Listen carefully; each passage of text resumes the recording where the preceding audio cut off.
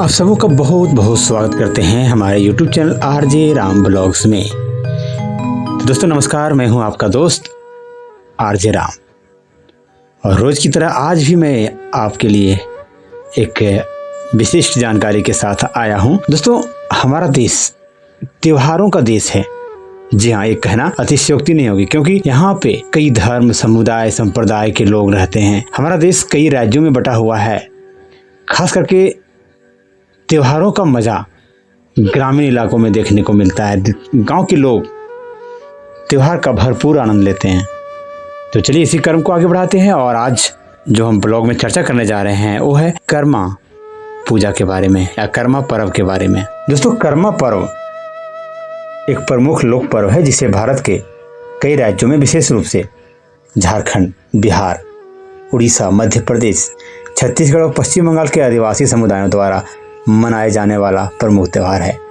दोस्तों यह पर्व मुख्य रूप से प्रकृति की पूजा और उसकी कृपा के लिए आभार प्रकट करने के रूप में मनाया जाता है।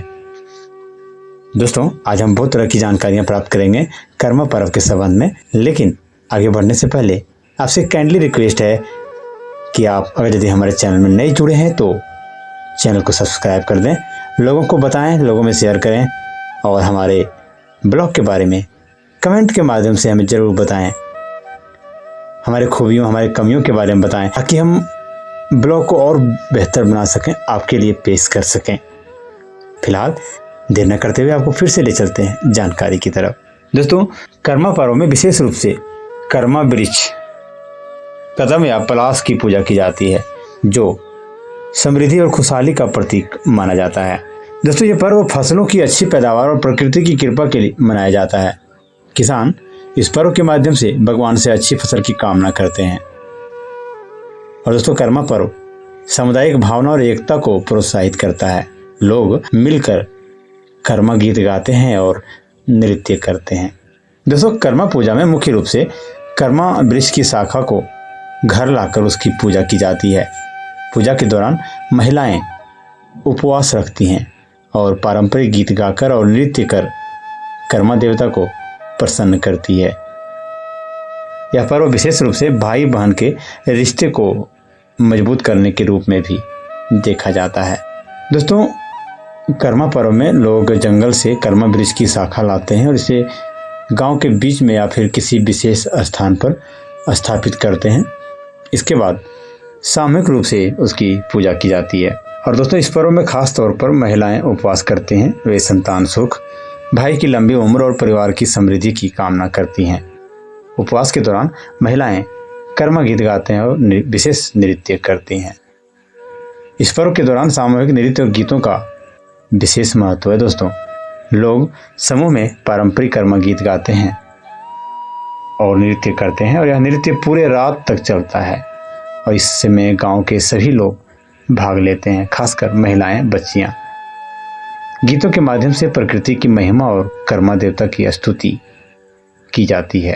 दोस्तों पूजा के बाद कर्मा वृक्ष को पानी और दूध से सिंचित किया जाता है। इसके बाद प्रसाद के रूप में अन्न, फल और अन्य खाद्य सामग्री बांटी जाती है। प्रसाद ग्रहण करने के बाद उपवास तोड़ा जाता है।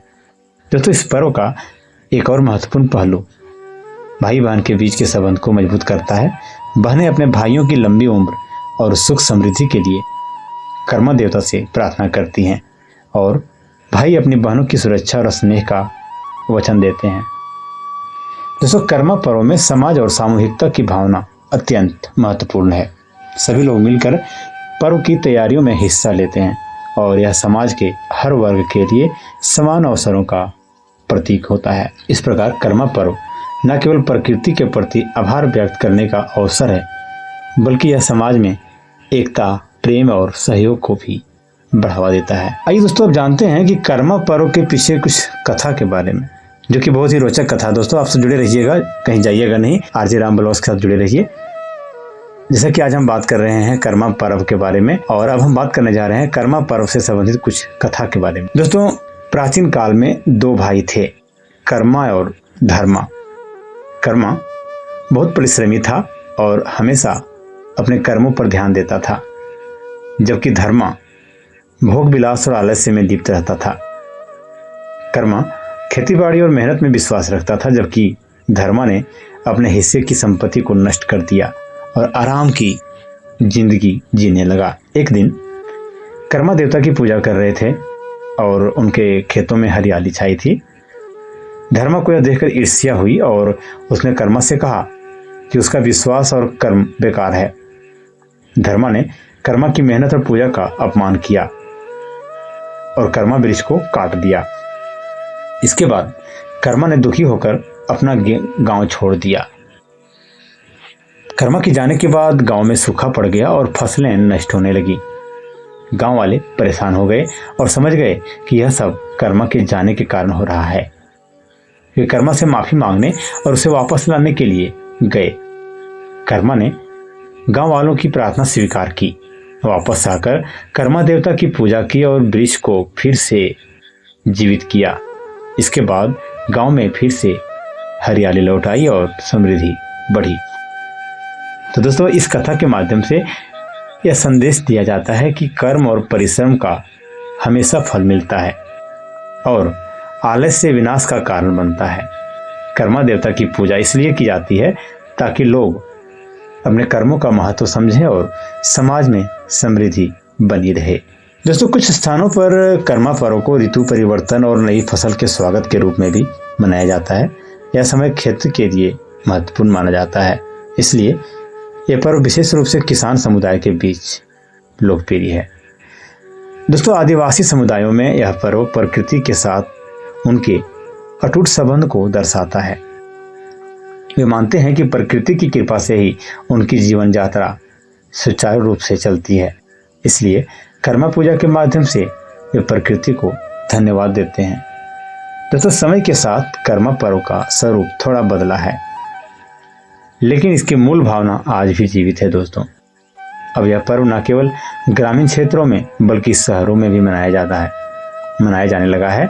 कई जगहों पर इसे सांस्कृतिक कार्यक्रमों और प्रतियोगिताओं के रूप में भी मनाया जाता है।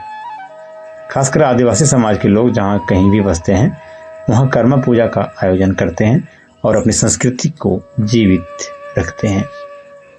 दोस्तों, समय के साथ साथ कर्मा पर्व ने न केवल धार्मिक और सामाजिक स्तर पर अपनी पहचान बनाई है, बल्कि इसका आधुनिक समाज पर सांस्कृतिक और सामुदायिक प्रभाव भी बढ़ा है। आधुनिक समाज में यह पर्व न केवल परंपरा और धार्मिक आस्था का प्रतीक है, बल्कि सामाजिक चेतना, आदिवासी संस्कृति के संरक्षण और समाज में एकजुटता को बढ़ावा देने के उद्देश्य से भी मनाया जाता है। तो दोस्तों, आज के ब्लॉग में हम सब चर्चा कर रहे थे कर्मा पर्व के बारे में। दोस्तों, आज के ब्लॉग बस यहीं तक। आज के ब्लॉग से अपने दोस्त आरजे राम आपसे चाहता है इजाज़त, लेकिन एक वादा करता है कि फिर से अगले दिन एक नए ब्लॉग के साथ आपकी सेवा में, आपकी जानकारी के लिए हाजिर रहेंगे। फिलहाल हमें दीजिए इजाज़त। नमस्कार।